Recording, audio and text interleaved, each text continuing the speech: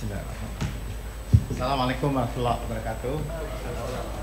Selamat siang. Salam sejahtera untuk kita semua. Shalom. Om Swastiastu. Namo Buddhaya. Salam kebajikan.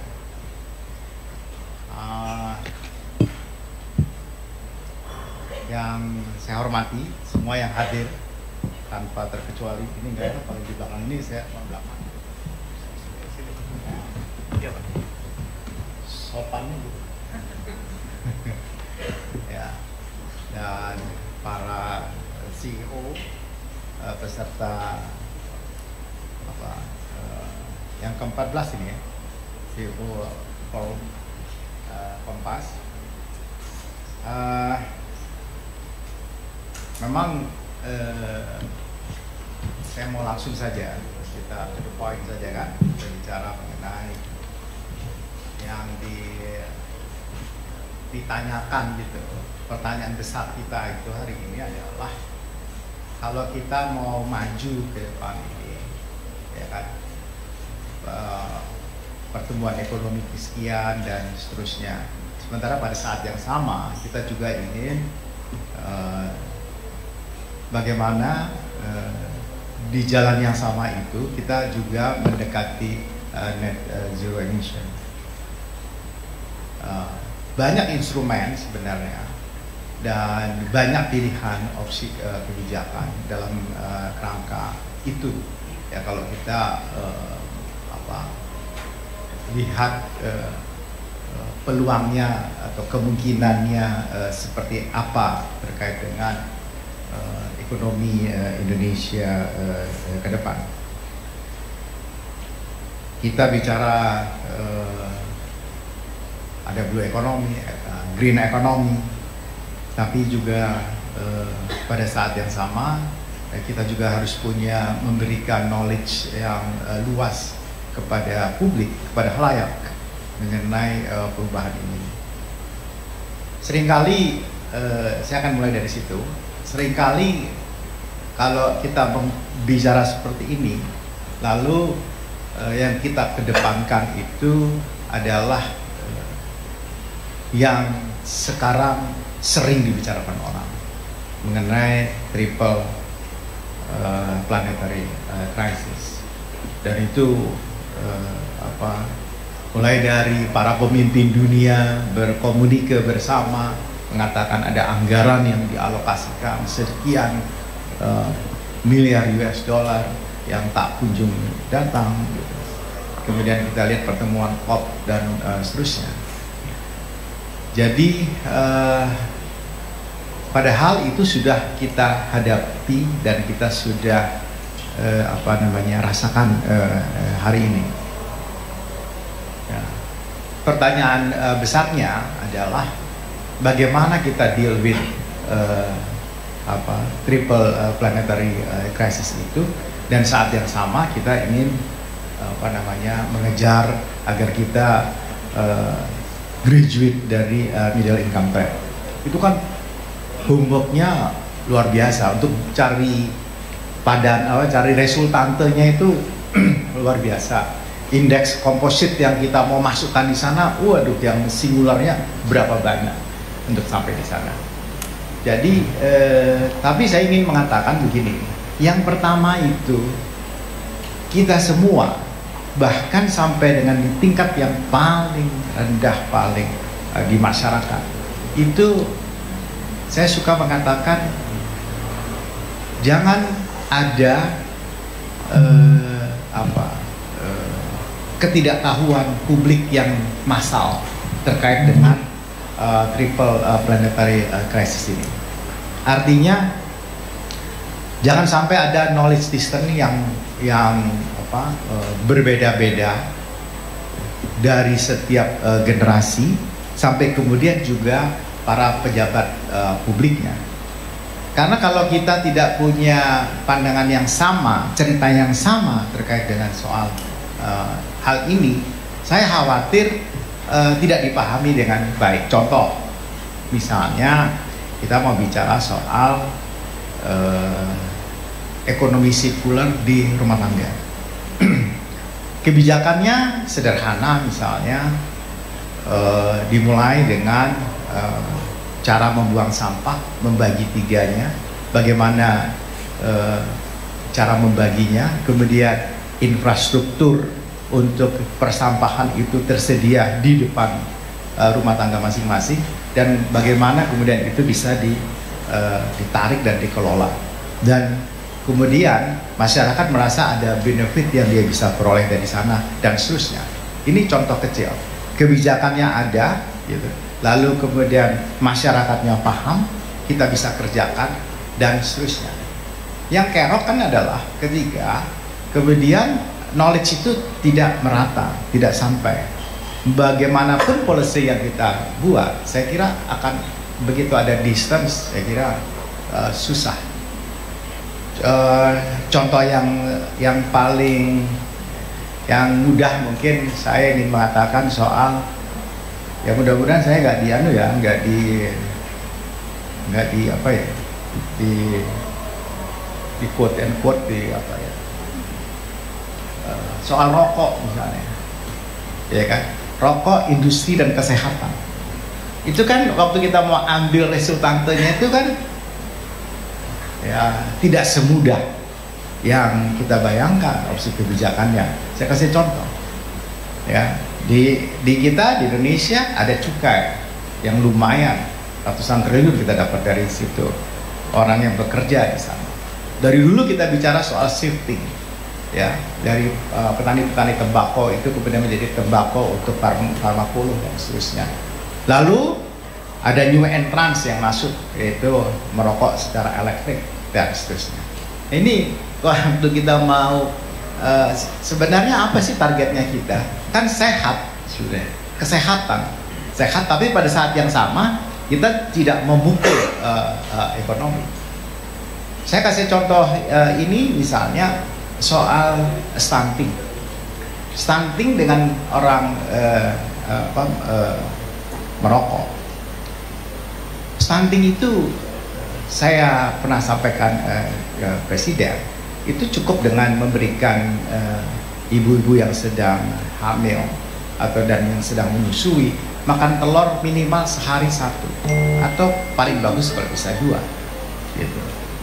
1 kilo isinya 16 butir, ya kan? Ya, kalau diperlukan mungkin 2-3 kilo, ya kan, 48 butir itu sudah cukup saya kira dalam 1 bulan. Dan kira-kira harganya sekitar berangkat dari 75 sampai 100 ribu gitu. Nah, mungkin untuk orang yang di bawah di daerah, wah ini merusak dia punya konsumsi yang lain, misalnya untuk merokok. Saya bukan mengatakan saya anti rokok ya, tidak, tapi artinya itu pilihannya kan gitu.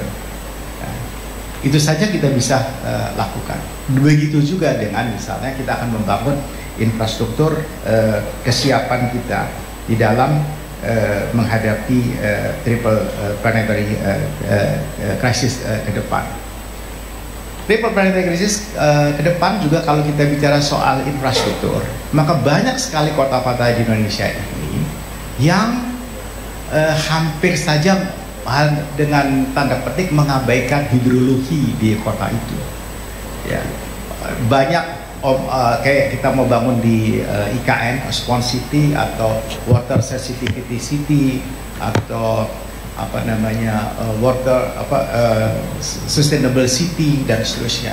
Intinya sebenarnya adalah bagaimana kita kemudian bisa menjaga karbon yang ada di tanah, dan kemudian bisa menjaga air di tanah itu dia tidak flooding, dan tapi juga bisa dimanfaatkan dan seterusnya.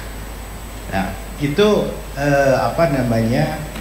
contoh infrastruktur, misalnya soal infrastruktur.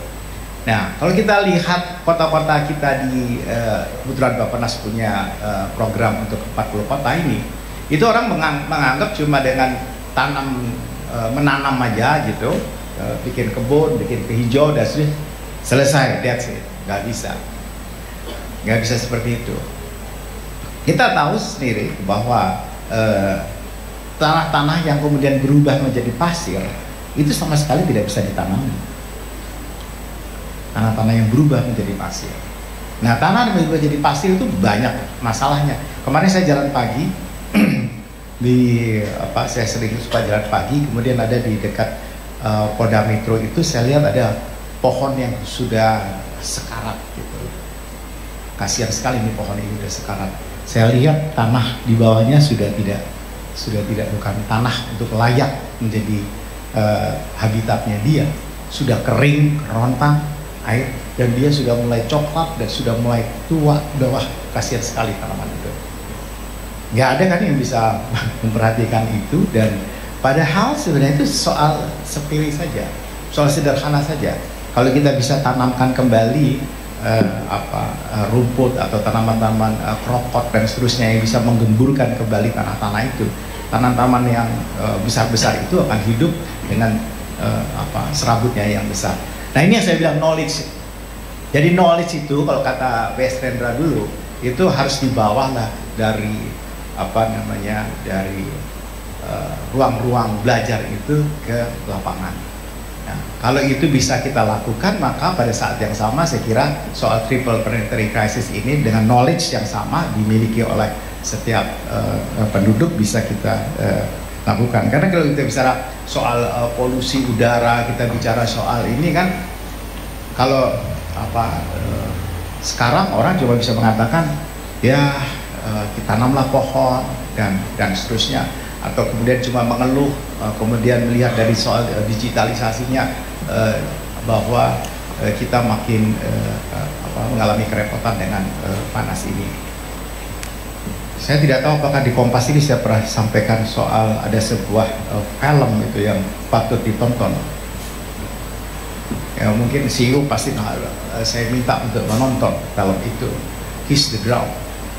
Film Kiss the Ground itu ada di apa boleh buat ya, saya bukan mau promosi, ada di Netflix, tapi itu penting ditonton, pohon ditonton sama Anda semua. Memang itu sebuah upaya yang besar yang dilakukan oleh lembaga riset mulai dari di Amerika, kemudian apa yang telah didemonstrasikan di Prancis, dan kemudian lagi-lagi Cina, luar biasa. Bagaimana dia mengubah gurun dalam waktu 14 tahun menjadi hijau, tanaman, dan seterusnya. Ketika karbon itu kembali disembunyikan, disimpan di dalam bumi. Nah, ini yang saya bilang knowledge itu, knowledge distance itu yang harus kita perpendek dan kemudian kita sebarkan. Karena kalau kita bicara soal angka dan seterusnya, pembangunan infrastruktur, yang paling repot di kita itu adalah soal, sekali lagi, lahan. Lahan kita itu yang harus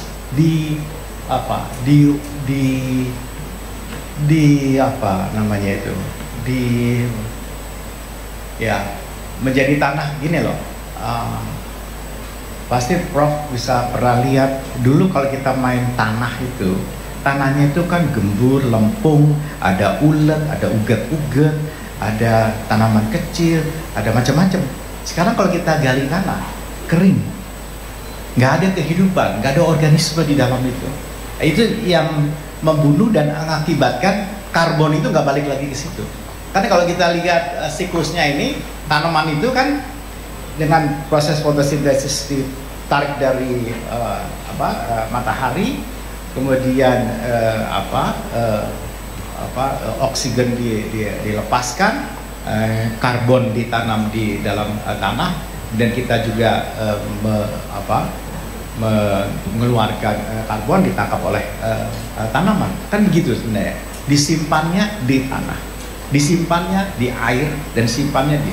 Nah, ini sekarang kerisauan kita terhadap tanah juga luar biasa untuk membuat tanah itu sebagai layak untuk sebuah habitat buat tanaman di Indonesia. Itu juga something sekarang menurut saya, dan itu perlu. Saya akan lebih banyak di soal tanah saja. Kemudian mengenai tadi kami bicara soal air bersih, air minum untuk kota-kota di Indonesia, untuk 10 juta sambungan rumah di seluruh Indonesia ini. Targetnya sampai dengan tahun 2024 air bersih itu ada air minum, ya itu sesuai juga dengan janji presiden.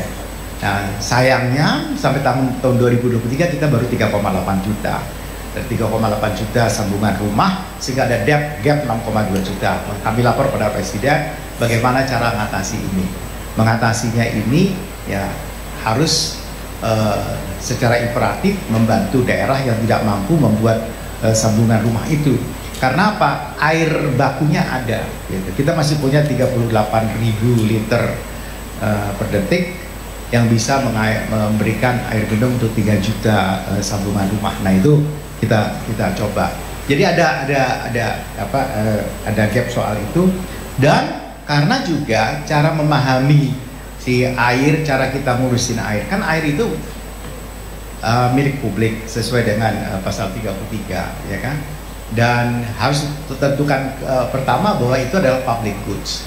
Dan kemudian karena dia public goods, maka bagaimana cara publik, ini negara bisa melakukan pengadaan dengan sebaik-baiknya. Dan tadi saya juga bicara di depan soal infrastruktur perkotaan yang saya sampaikan tadi, kalau kita mau menghadapi triple planetary crisis. Kemudian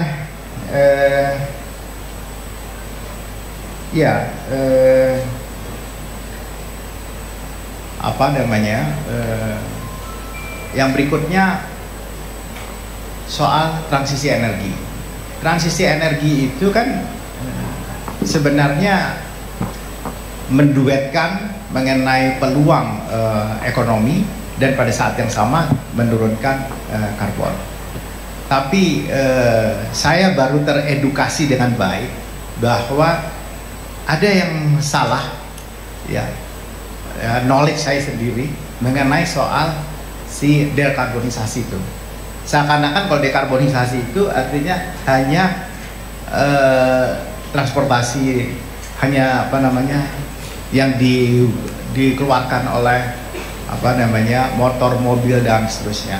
Padahal kan kita ada istilahnya polu, ya. Forestry sudah kita lakukan, tapi ada land use itu hampir tidak di-touch. Nah, kembali lagi ke soal tanah saya bilang tadi. Nah, padahal luas sekali untuk mengembalikan soal menyimpan kembali si karbon itu ke dalam tanah, dan akhirnya dia akan menggemburkan, membuat kesuburan badan kita aja sendiri. Semua ini saya kira 99% adalah karbon, ya. Karbon, terus kita juga ada mikro yang kalau kita makan itu kan, yang makan itu kita punya bakteri-bakteri yang ada di usus itu kan, dan mereka hidup itu juga karena soal proses karbon, ada karbonnya. Jadi itu, dan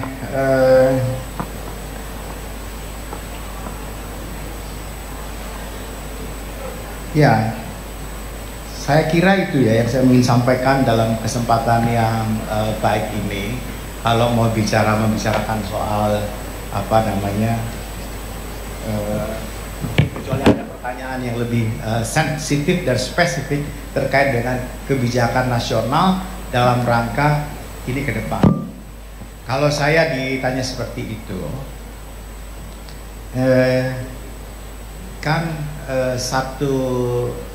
satu kebijakan itu pasti dia backward linkage-nya banyak, dan backward linkage-nya itu selamanya basically itu kalau cara kerja di Bappenas itu kan punya individual indicator, ya kan, dan setiap indikator itu ada yang kita komparatifkan dalam hal historical, ya, untuk melihat dia punya trajektori dan seterusnya. Kemudian kita lihat bobotnya. Ketika kita jadikan sebuah indikator, ya itu yang akan menyatakan bahwa apakah kebijakan itu pas atau tidak.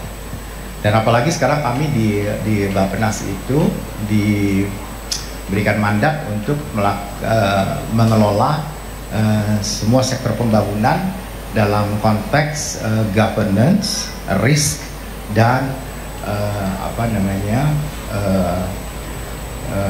compliance, GRC. Nah, GRC-nya itu sekarang ada di Bappenas dan di BPKP. Jadi kita bisa menghitung untuk ke depan kira-kira ini cocok atau tidak dan seterusnya. Karena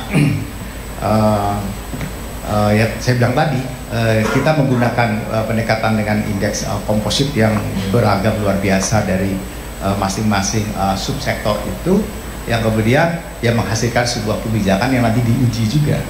Nah, jadi proses pengambilan kebijakannya semakin lebih mengikuti evidence based, tapi secara saintifik bisa dipertanggungjawabkan. Jadi dynastic growth yang kita lakukan seperti itu. Demikian juga ketika kita bicara soal mengenai apakah kita pada posisi yang sudah siap atau tidak. Saya kira pertanyaannya kita nggak bisa mengatakan kita atau siap atau tidak, tapi kita yang benar adalah mempersiapkan diri dan senantiasa berbenah untuk